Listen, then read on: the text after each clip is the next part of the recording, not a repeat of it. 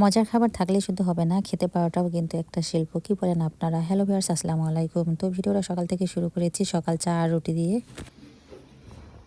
শুটকি দিয়ে হচ্ছে আলু বেগুন ভাজি, মুরগির মাংস রান্না হচ্ছে। বাইরে অনেক কুয়াশা, কিছুই দেখা যাচ্ছে না।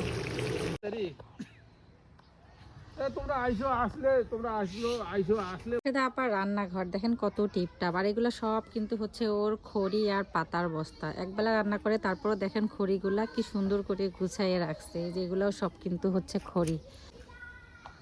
আবার দুইটা ছাগলও আছে, তার সঙ্গে আবার একটা এখানে রসুন আদা ঘাস লাগিয়েছে।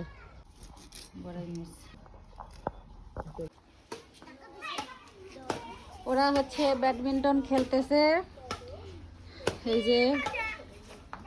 আর এরা বসে কি খেলতেছো তোমরা? টুকি কি খেলতেছো? কাগজ দিয়ে নাবামণিকেও নেও।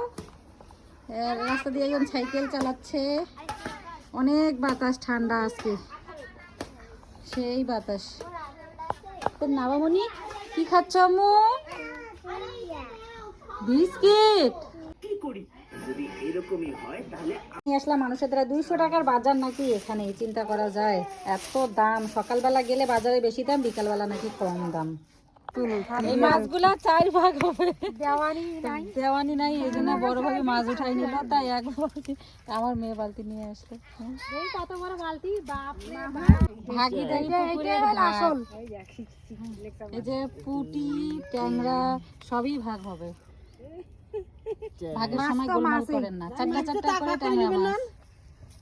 ব্যাংটা এই যে ব্যাং, এই যে ব্যাং যাই মাছ তার জন্য। আবার দেখেন দর্শকও অনেকগুলো।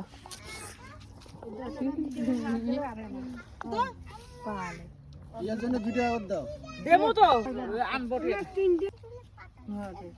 হুম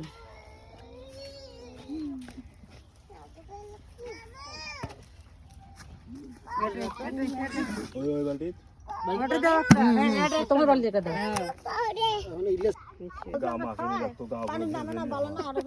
মাছ মারা যাবার না, পারে না সাপোর্ট মুই করো নাই, কারণ যদি কাদই না ভরিল গাত, সেই জন্য তো মাছ এখানে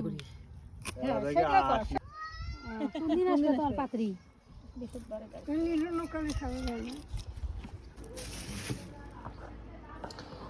বড় ননাস হচ্ছে যে পুরি আর হচ্ছে পেঁয়াজু নিয়ে আসছে। এখন হচ্ছে